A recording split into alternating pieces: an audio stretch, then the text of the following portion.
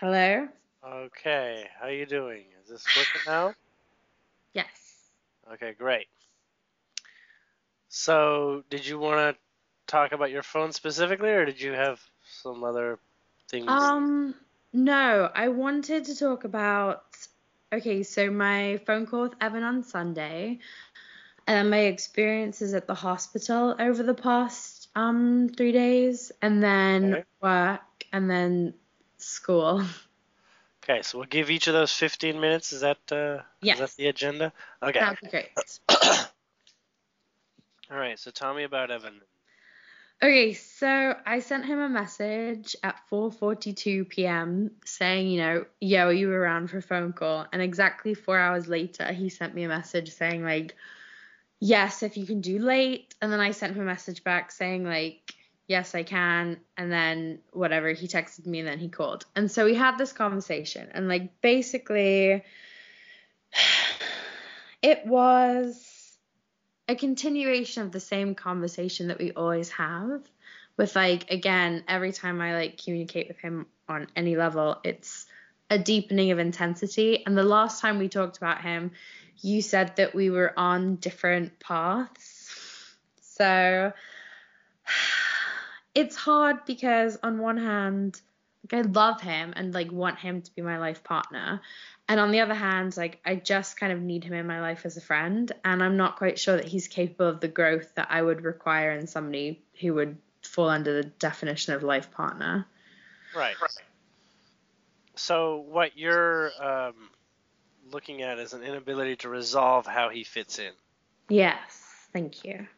but his pattern is still within you. Yes.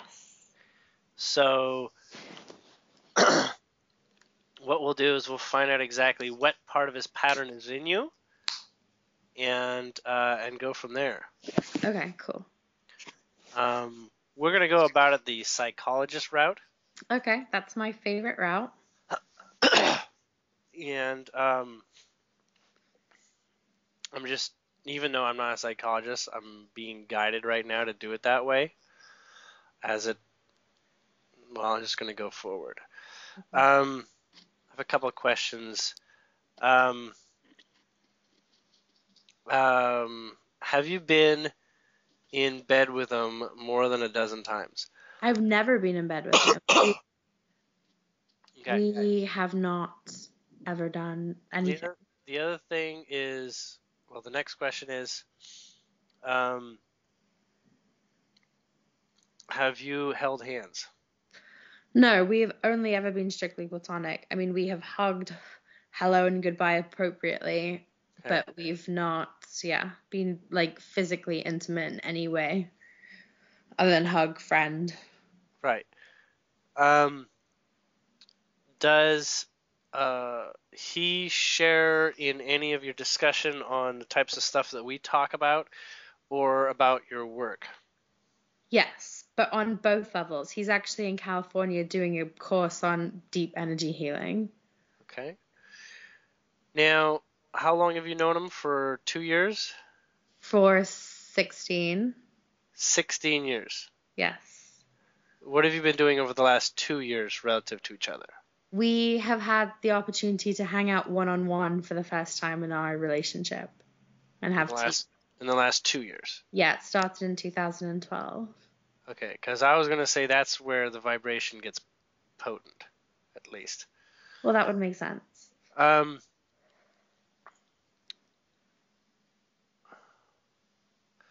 when you're referring to life partner, your definition is someone that you can rely on Well, it was for really a certain nice way of things, saying someone I could have sex with consistently for a long period of time in the context of that relationship. and you're feeling that there's got to be some way that this can initiate where it has not in the Well, past already.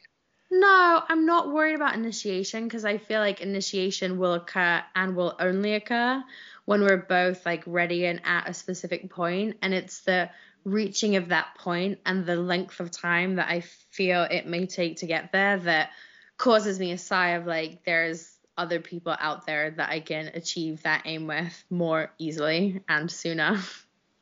Okay, Well, that's called the easy route, right? But Yeah. that's only for your mind. The easy route is non-existent when it comes to energy. Well, my heart wants him.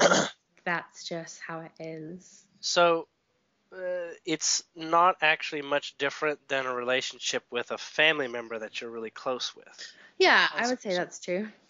So this person is not going to join you, and it's not in your vibration, is not actually going to join you on that physical side. Yeah. That is clear. Okay. What you're referring to is all the benefits of having him that close, okay? Which is possible. Yes. Okay, so you can have him close a great deal of the time, basically, as roommates or neighbors, or in the vicinity of the same places in which you meet, maybe even the same places that you might find yourself each day. But this is the difference between, we'll call, a soulmate and a soulmate that is a romantic soulmate. Right. Okay, so this one is not a romantic soulmate, but this is a soulmate of the other variety. Each individual in your life of significance has a relation with you where your different energy centers are of a common, similar harmonic. So we'll say your heart chakras are in the same place, right? Your throat chakras maybe not. Your sacral chakras maybe not. But your root chakras may be. So you see how, like, in some ways, energy, you have things that you share across lines. So, but Julian, what I'm hearing you say is that Evan is never going to be like interested in pursuing anything physical with me. That is what the contract says. Right. So what you're looking at is, why is that not so? Well, no. I mean, I don't need to go there. Because you have others that are in that fold. Yeah. Okay? What you're referring to is, and what I was saying about, just sort of kiddingly, the easy way, is that this one you already have degrees of comfort with.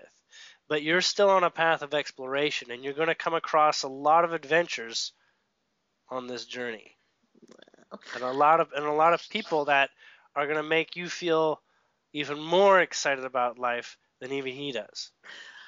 Okay, let's just leave that there then, because that was the general vibe that I got. But then the next day, 2:56 p.m., which is like a special number for me, I got this strong urge to call him, and I didn't. And I called my friend Elaine instead, and she was able to like counsel me through that momentary urge. And then I spoke to Crystal, who was like, "You must always follow your heart's urge."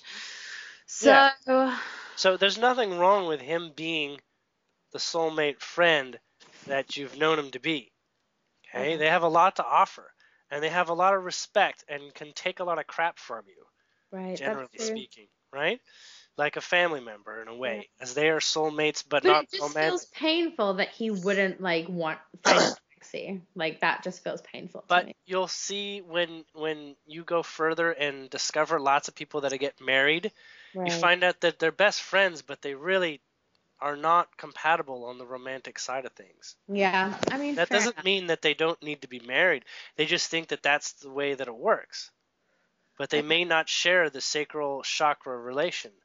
All right. All right. I'm hearing you. It's been a long time of wanting that specific thing, which kind of rolls into like the preceding days, because that was like a change for me in my feeling when I got off the phone with him of like, okay, like this dude is gonna be my friend, like I'm fine with that. I mean, yes, he's sexy and like yes, it was awesome, the fantasy of him, but as a person in my life, I feel like he's light years below like where I would need someone to be at, for me. And that's okay with me. And the fact that he wouldn't find me sexy is like, something Sure that, doesn't help. well, no, but it just means that I'm not finding myself sexy in situations around him, which tells me more of how I truly feel about him, which is like friend oriented, But also, look, do you feel sexy in general? Do you feel sexy outside of the concept of him as well?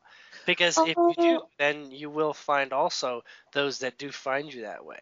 Yes, this is true. And I would say that, yes, I have definite times when I feel sexy, but more importantly, like the feelings that I'm working on are feelings of feeling powerful and not vulnerable in a way that, is terrifying. So, like, those are my aims, and sexiness is a part of that and, like, comes as, like, a byproduct, kind of. So to address the fear of vulnerability is really to go after it and to really chase it down.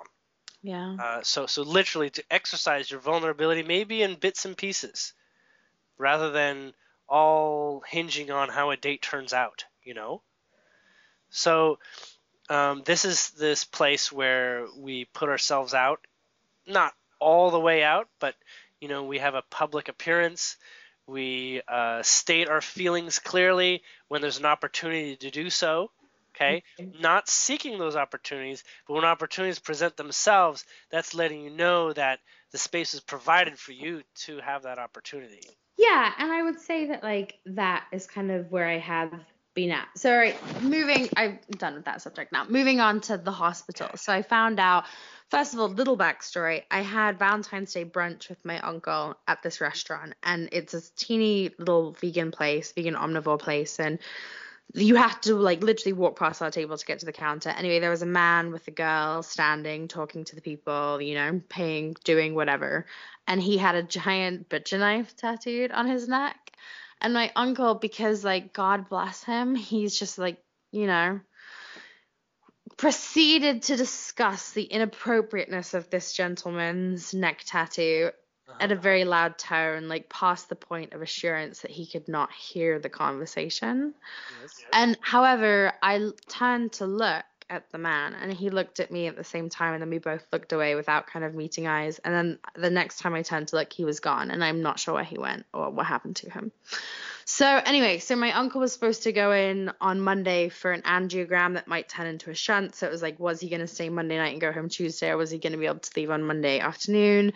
The angiogram revealed that he needed to have a bypass or in his heart. So he actually had open heart surgery yesterday. So I was at the hospital with my mother Monday and Tuesday, and then today I went by myself. Both times I went to the hospital with my mother, I mean, first of all, it's called Resurrection Hospital, but the sign has giant letters above the resurrection that say Presence Resurrection Hospital. Okay. So the ICU is all resurrection, but when he was in his room on Monday night before the surgery, it said Presence Resurrection everywhere, which I took as a sign. And like my mother and I got lost both on the way there at times and on the way back, and each time we had kind of mystical, magical experiences that led us to the right way. But it was fraught with like an anxiety because it was a giant hospital and there was no people unless they needed to be there. It was kind of a bizarre experience. So today I went by myself, and then one of the things that has been continuing on through school, work, and the hospitals has been that I have felt that people have been responding to my telepathic thoughts before my vocal thoughts, like, but in a synchronistic fashion. So, for example, I was sat at my uncle's. I had just told him I was going to leave in 15 minutes, and then I got the thought, like, actually, I'd really like to go. And he immediately said to me, I'm kicking you out right now, blah, blah, blah, go do your thing. So I got myself and left because I was grateful. And on the way out, I had to like find the elevators, and my heart is pounding the whole time, like full of anxiety, because the hospital has become this in-between place of life and death and like dimensional shifts and everything meeting all at once. And it's a maze, and it's the afterlife, and it's the before life, and it's actually a physical event occurring on Earth that I will be able to like be released from. Birthed into the world, and then like into my car, which is so symbolic, and like down a familiar street into my mother's house where I went afterwards for tea, which I knew I was going to do, and like all this stuff. So, and on the way like to one of the elevators, first of all, two elevators I tried to get in were going up, and I physically got on the elevator and then got off at the doors were closing. And on the second one I did, there was a gentleman who looked like another gentleman, Richard, that I had been talking to, like sexting basically. And he was kind of like not leery, but he had the same like sexual energy that Richard had too. Anyway, and as I was walking past that, then there were windows that were like mirrors, and I could see an S an etheric, like, white imprint of my face, like leaving my face, and it would like, I'd feel a fear response and I'd pull it back in. And then I was down another hallway, and I felt like I could literally get stuck here. And then there was a priest behind me. But then before at school, okay, so that was this evening. But then yesterday, I was left class and I was standing kind of like opposite, next to the entrance of the L. And two gentlemen, like wearing black and hats, like walked down the street. And a woman who was, I thought, waiting for the bus, like, kind of accosted them and kept them talking during the exact same time that I was on the phone to my mother. So I couldn't quite hear what she was saying. And then they walked off without even looking at me. And she like stood like she was going down the aisle and put headphones on, and then like stared at me as she walked away, like out of the L. Like she doubled back and didn't go down, and had her arm pointing towards the L. So I took it as a sign to finish my cigarette and like get on the train. And then when I was on the train, I just felt like it was, somehow doomed in some weird way that everybody on the train was shouldering the responsibility of it not actually occurring. It was just this intense experience. And then I got off, and then my mother had to like pick me up in a very kamikaze fashion on a bridge where you can't really stop, and that was fraught. And then we went to the hospital and like had this whole experience. And then today at work, I painted the entire therapeutic room with my supervisor, bare one wall, and it was just like all these experiences have been happening, and I haven't quite been able to like wrap my head around like what that means. It's exciting, it's great, but it's also like borderline insanity, and it's too fast. And I've been taking pills like when I can, like on schedule to kind of slow it down and like make it a little bit more manageable. So what I keep hearing over and over again are three themes that are kind of one theme through all those experiences. Okay. One is that you're in a place of transition, and that's the main theme. That this transitional phase is a very strange place to be in, kind of like in between dimensions. All right, in between being awake and being asleep is another variation of it. Definitely. In between being on a high from a drug and being clear-minded. Wow. When you put it like that, okay. Okay. There is a lot of specifics that you're referring to, but they all answer symbolically the same way that visions do, and so do dreams. Mm-hmm. And like I was saying, it's basically describing the transition phase. Now, the transition phase is going literally from one reality to the next, but in your case, the realities are quite different. Right. Okay, so this is not just like I got a new job. This is like a lot is actually transitioning. Yeah, and I in a very personally short span of time. feel like it's a switch between a potentially negative situation and a much more positive one. Well, actually, your mind is trying to make that determination, as that's what they would like to see. Okay, so Okay? it's the information itself is functionally neutral. Okay, cool. Okay? All right. The mind is the one that says, it seems like there's evil around me, or there was, or maybe there is still to come, but I can't determine which way it's sort of facing. Now, there's a lot of non-confrontation that's going on. There's these confrontations that could have been confrontations, right? Going all the way back to your time with the uncle in the restaurant. Right. And essentially, this is saying, be focused on the task of the transition, because by not being in the moment and present, Mm-hmm. there's every opportunity to go back where you came from. Yes. And I would say that the one thing that I am pretty good at is just being present in the moment, whether that's by myself in my apartment or like out with other people. I'm alert and focused and present. It's just I'm so present to such a lot of information that it's hard to quite wrap my head around it. But I come back to like shared reality basics, for the most part. Yes. There is what's being given, the state that is of great use during leery moments, perhaps even reminiscing creepy moments, Right. is to thank it and say Yeah. thank you for what you once were, for the place in which this once had meaning, and the meaning that you've given me has helped me grow beyond it. But I decline invitation to continue down that path. Yeah. Like I see that I don't know what my path is leading to, but it is beyond a repetition of this. Yes, yes, and I do feel slow incremental growth as well, because like after all, whatever journey I'm on, it's the journey to discover myself, and I'm doing that with every event and experience. Well, this is more like a change of scene, more like a stage, like a different act of a play. So you're behind the curtains, in sort of like a scene change, changing outfits and whatnot.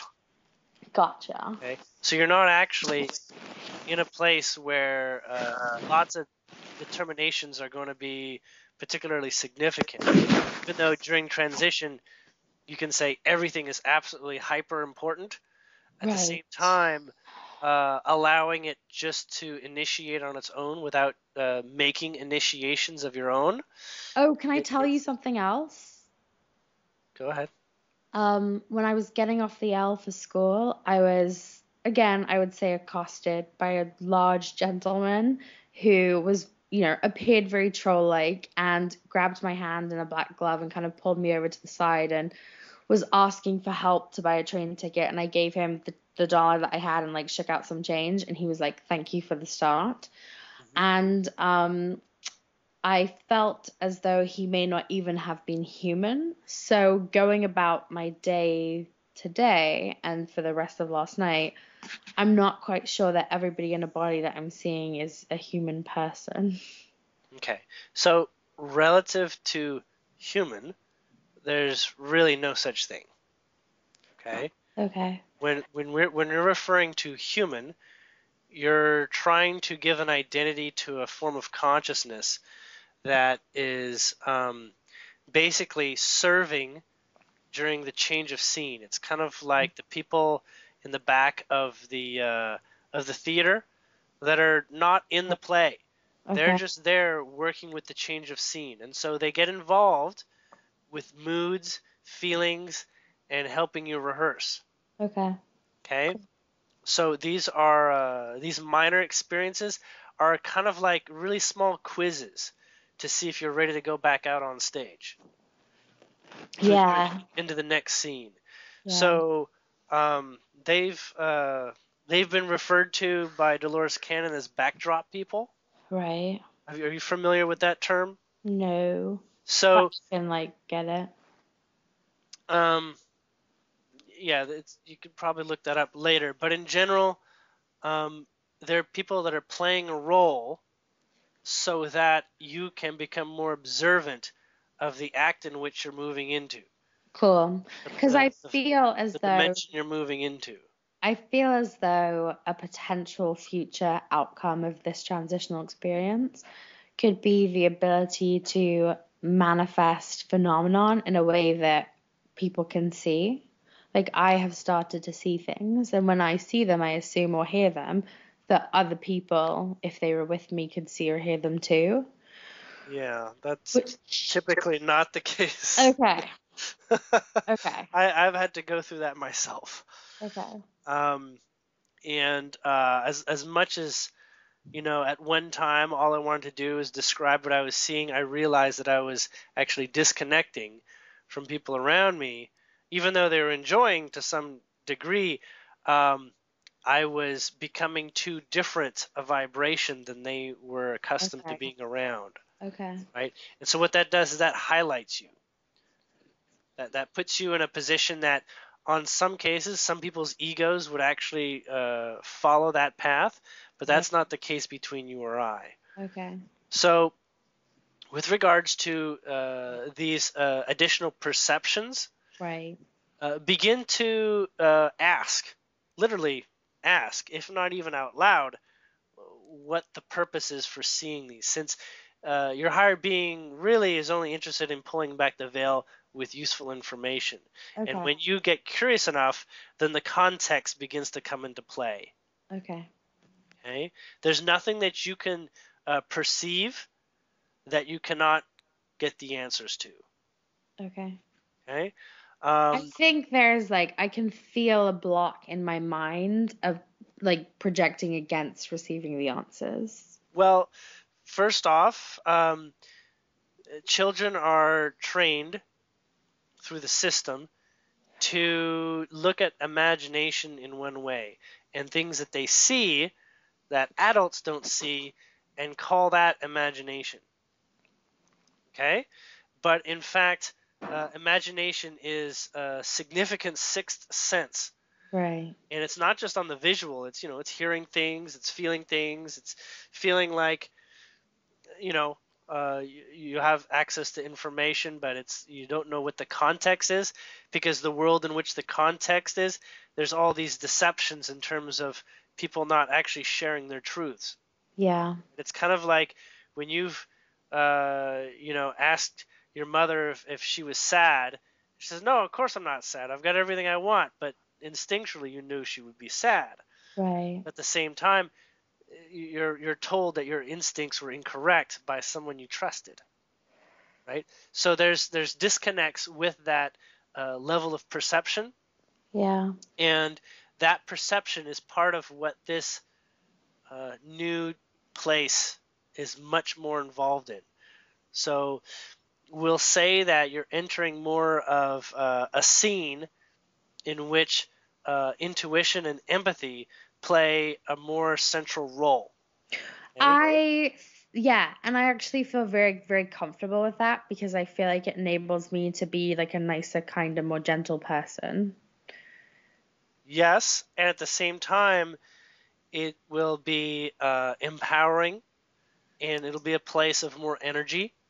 Yes, well, I mean, especially if like it brings a sense of if I can project a feeling of I would like to leave, and that can be received and understood and heard by somebody who offers the words to release me into that feeling, then I have to be more honest with my own words. Right. Also note that whatever you're thinking, your higher being is not ignorant of it. Right. So your thoughts are not exactly that secret. Right. If that makes sense. You can't trick yourself. And so take more note that your higher being is with you, that your guides are with you, okay? Mm-hmm. That you're not alone. We have so much to serve the truth that we're not alone, but we still act as if we have private lives. That what we do is not recorded into the Akashic. Right. You know that when many people go into the afterlife, they have a life review. Yes. So this data is always there. If people who come back, they're highly cognizant of the life review element. Right. And the life review is not a judgment. It is simply a looking back at what you could have done that would have set you on a more on a path that you're obviously seeking.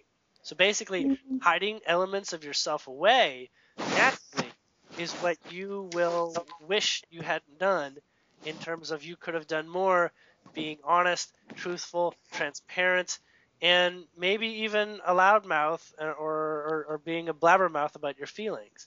Yeah. These are all significant forms of expression that the old world is basically said there's too many judgments out there. Don't basically trust your instincts, because your instincts are actually counter to what the three-dimensional world calls success. If you want to be successful, You need to get in line in certain ways.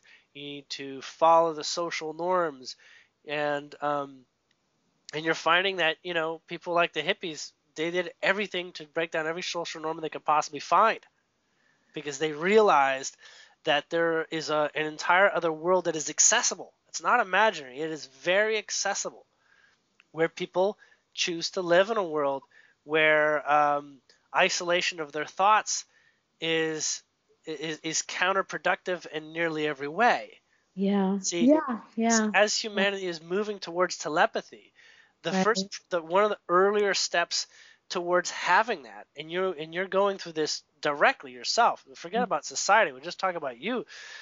Is acknowledging your thoughts, because there's no such thing as being a pure communicator Yeah. if your own thoughts are don't make enough sense to you, right? Like, why would you say something that you felt like you should say when you feel like you should be able to say it, but the social norms say you shouldn't say it, or Yeah. expectations that someone has of you says you shouldn't say it. Yeah. Yeah. You Yeah. plow your own dimension.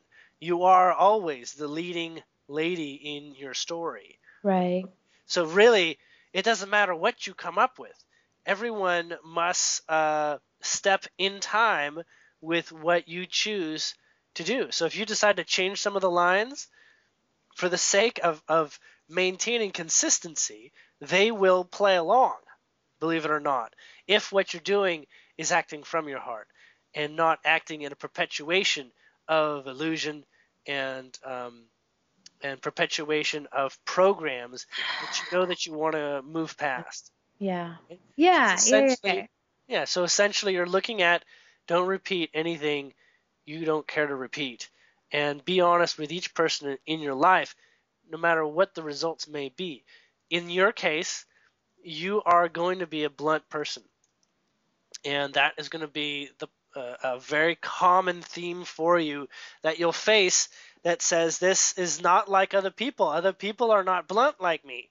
Okay. But in fact, you have the energetic funding. It's in your, I'll just say, it's in the way that you chose to live this life, to speak out, to have a big mouth, to stand out, and to basically abolish what you consider being ashamed of the way that you express yourself and the way that you speak your truth.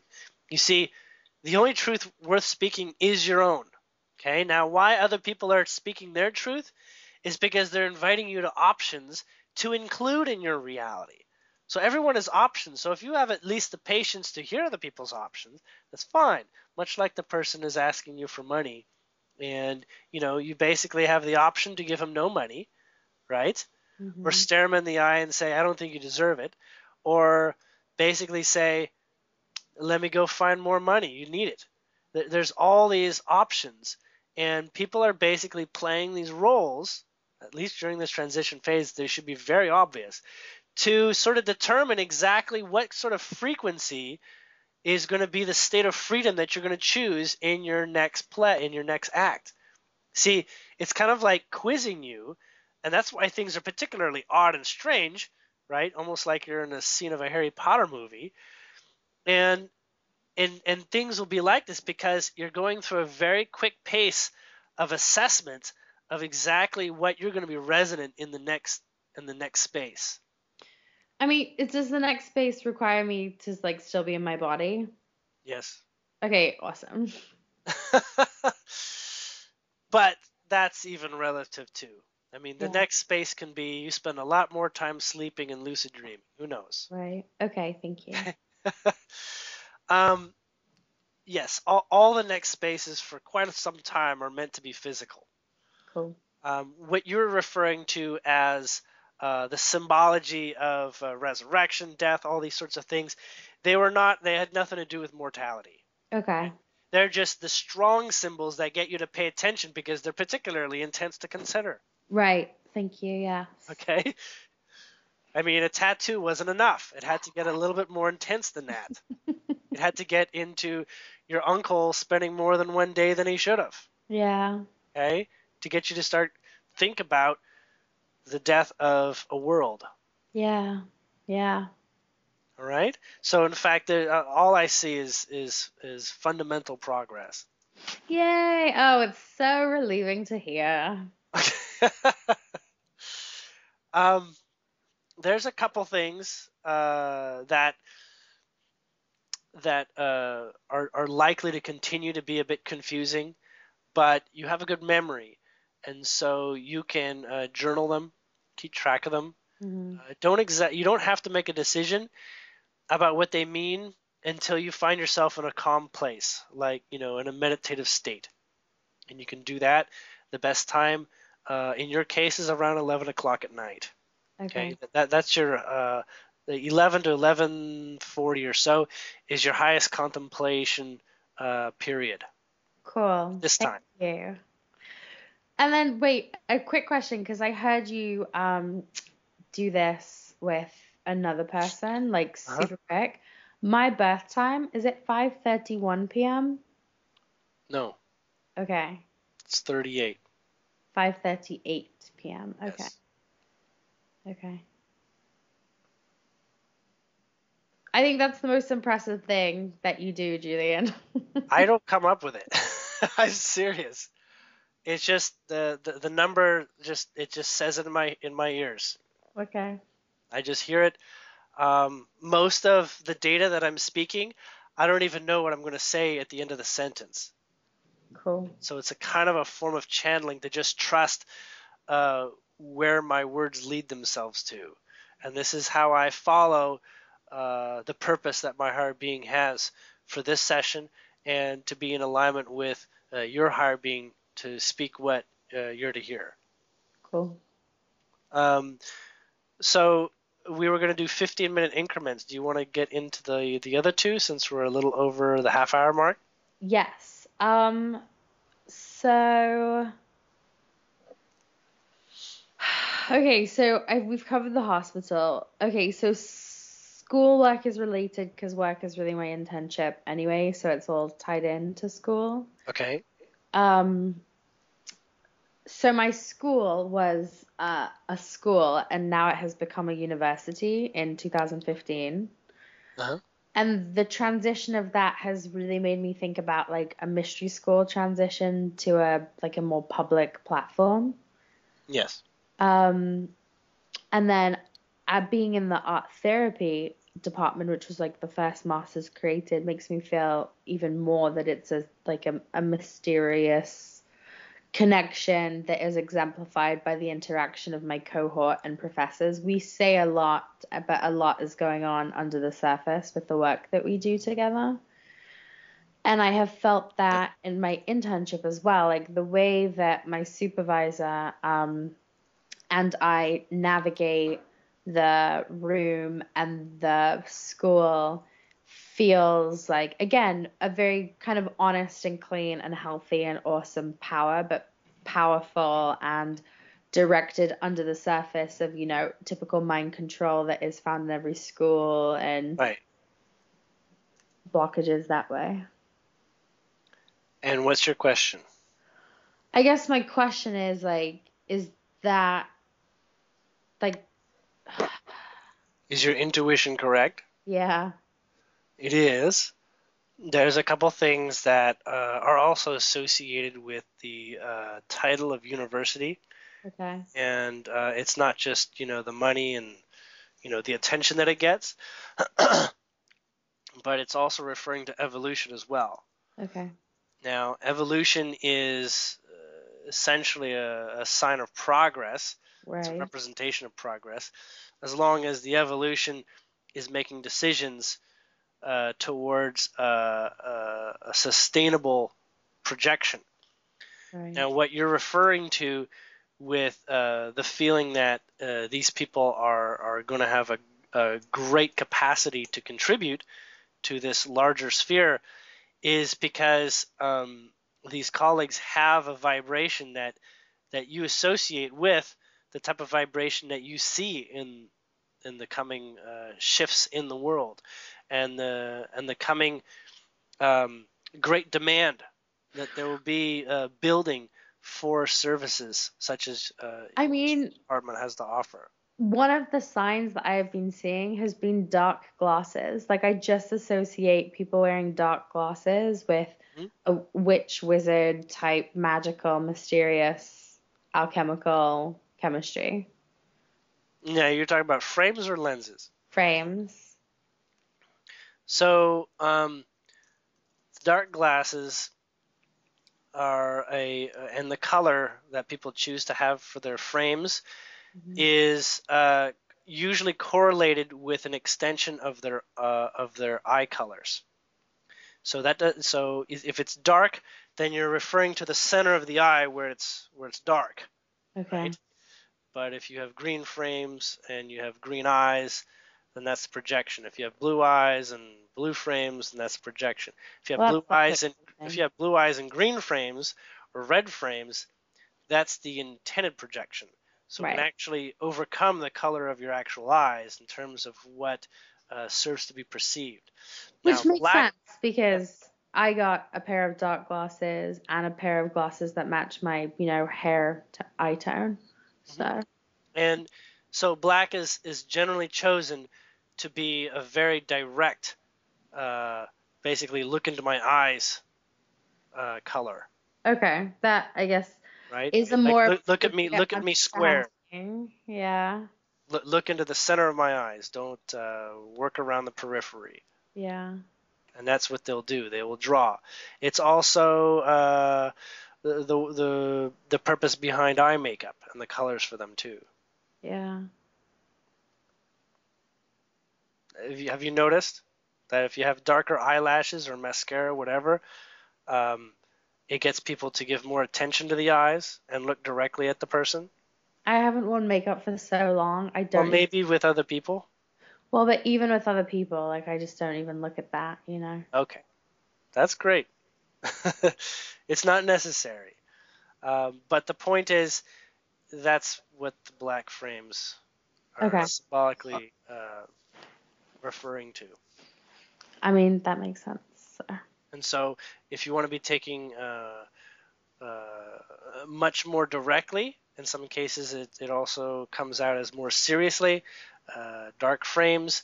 And of course, nowadays the style is getting into like thicker Mhm. frames Yeah. themselves, and Yeah. that's a greater emphasis on that. Yeah. For some time, the frames were to be particularly clear, Mhm. and the clear design led to people avoiding the appearance of having glasses and simply wanting to see the person's eyes more directly. Yeah. As for some reason, there are people who have associations with glasses as a form of makeup. And so transparency, Right. not wearing glasses is like, what some people prefer. Right. However, most people have developed a level of comfort with that. Yeah. Well, because the thing from the article, that Jen Crystal posted and then you shared, the woman who had had the experience at 12 of drowning in the pool with her brother. Yes? One of the things that she said that I really resonated with was that life here on this level was either blurry or sharply in focus, which is what it is for me, like with glasses or without glasses. Like Mhm. that's my choice, those two options. Yeah, I have that option too because I wear glasses. Yeah. For about a month, I decided to not wear glasses Oh, and live in the blurry spectrum. It was very interesting, I have to say. The way that my eyes began to compensate, not to create things sharp, but it turned out that when I wanted to look at something, even though I didn't have the focus, my other senses became keener in order to be attentive to the subtle details. yes, I have also felt a pull to spend much more time there. And actually, this happened when I was in the hospital and I physically didn't have my glasses, but it was a protected space, so I was able to navigate the environment. So it was helpful in that regard. Yes. At this time, most people, if they can actually choose to not wear their glasses Mm-hmm. and not strain their eyes, like squint, Mm-hmm. their eyes will begin healing. That Yeah, is part of the new vibration. You can go to a place where you don't wear glasses any longer. cool. Okay. But of course, that doesn't work very easily.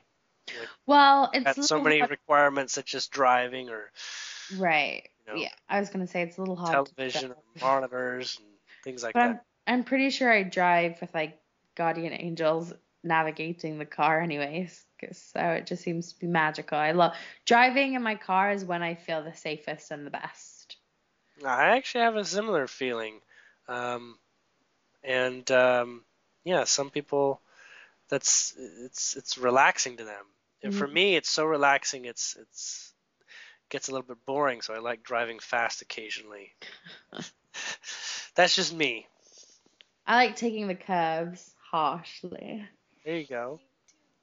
I do too. But um, was there more you wanted to refer to in terms of your occupation?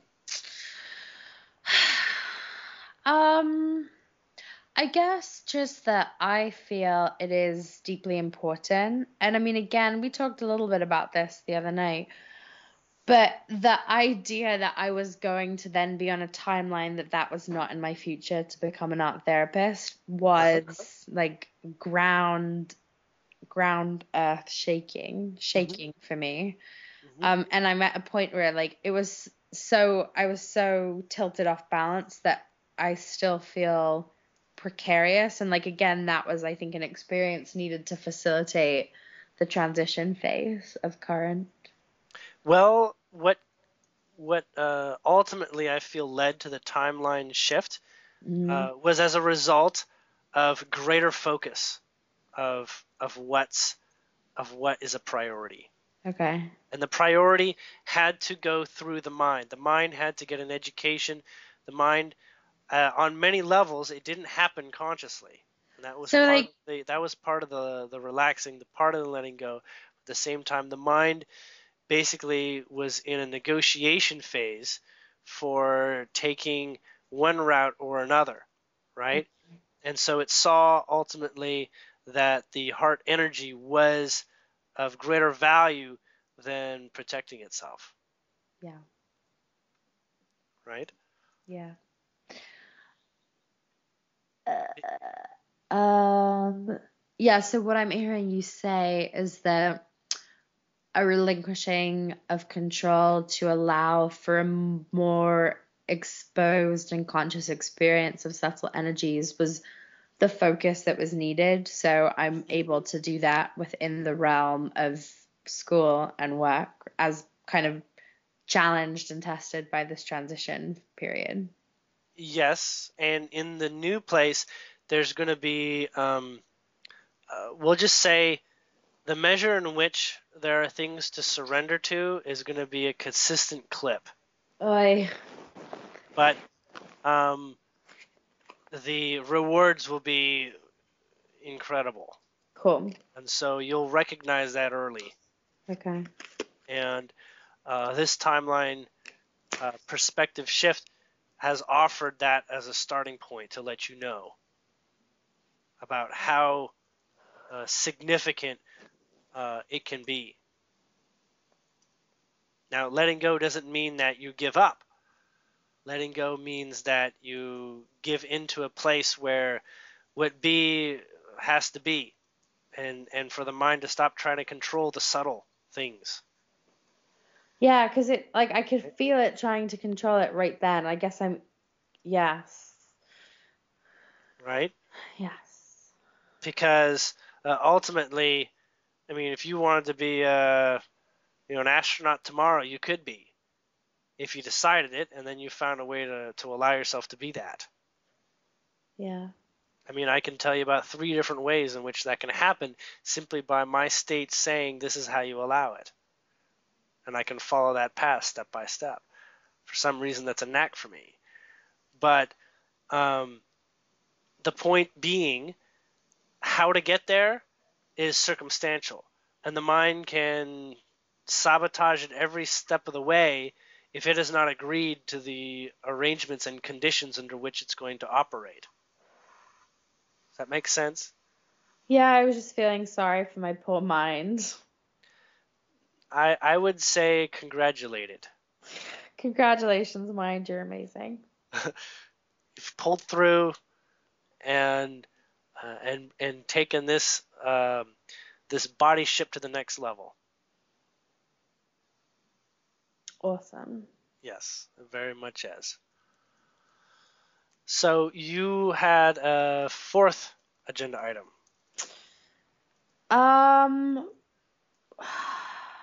Well, we covered work school already. Yeah, okay. So one of our first conversations, we talked about, like, we were talking about, Evan initially, and then we talked about 4 different options of potential, I guess, partner out there. And one of them you said was like a 3. He was really a 12, but he was a 3 in terms of numerology. Okay. And he was kind of a drill sergeant, and you described some of the details. And when you said that, I was inspired by, Andrew Bartzis, and I asked if like he was potentially like in that umbrella label, and you said yes.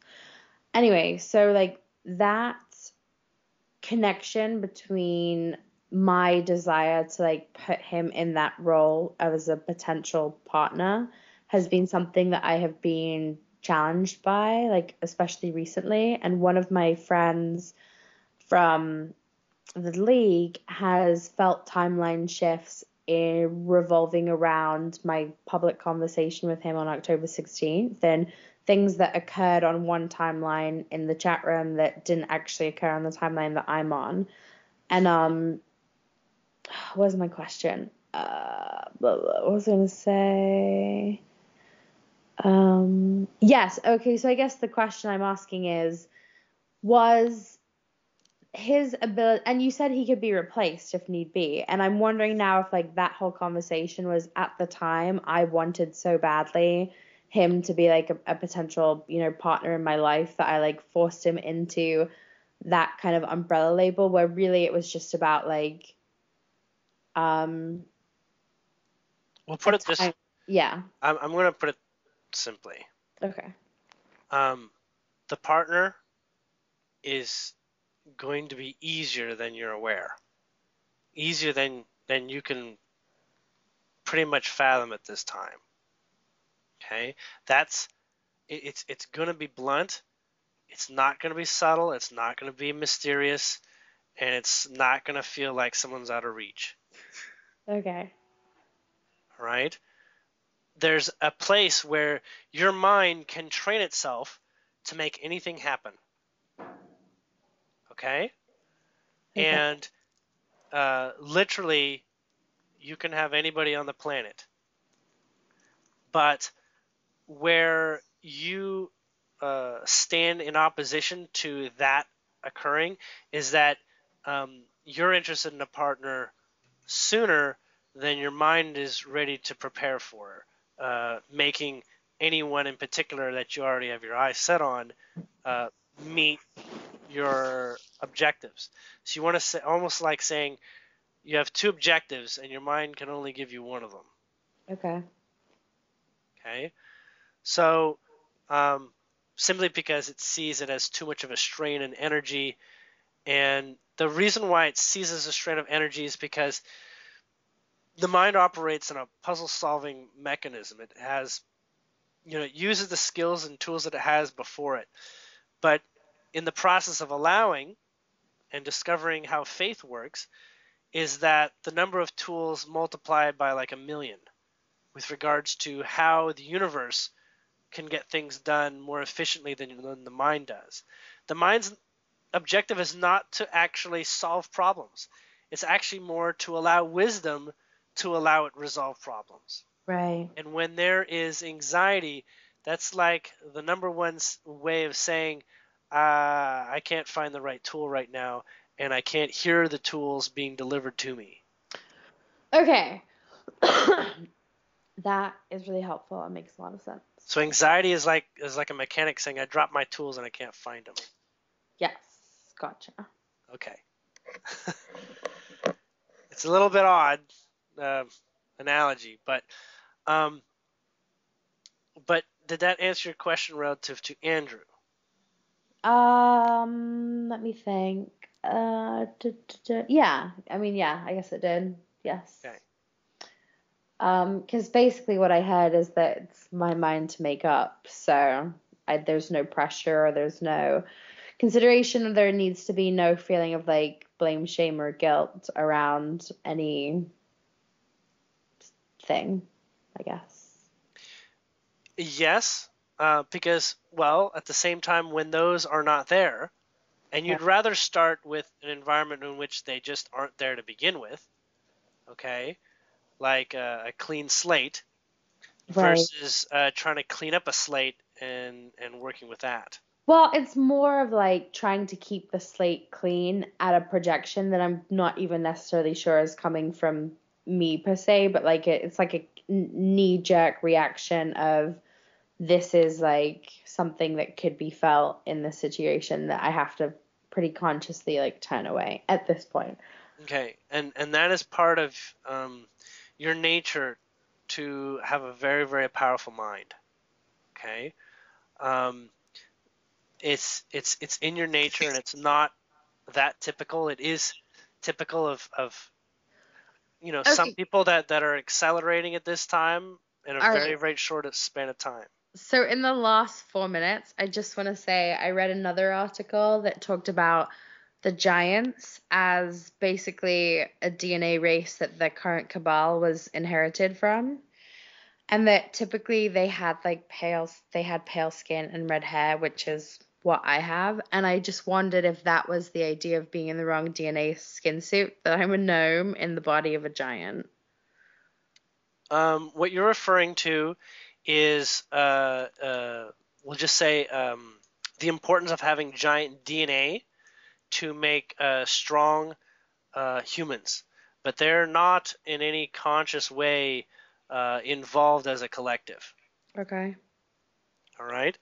Um, when we say big boned, that is one potential way of identifying giant DNA, but giants are all essentially gentle giants.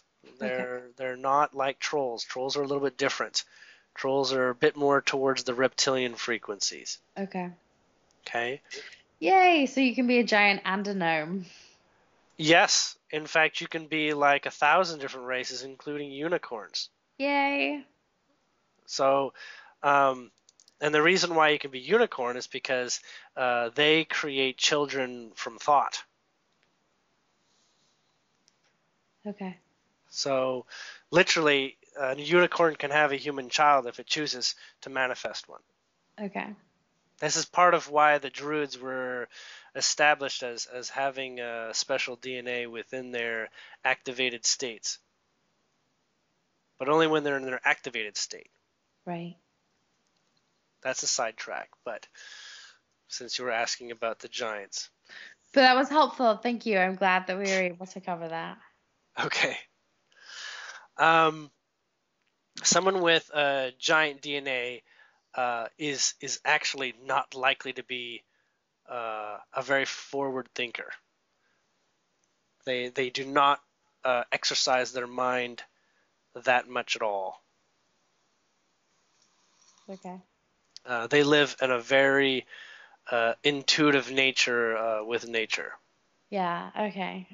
I can picture that. That's beautiful. I wonder if we'll see them again. I mean, you said we're going to achieve immortality, so how can we have Well, the pure that blood time? ones. I'm hoping to see pure blood ones that show up sooner than later.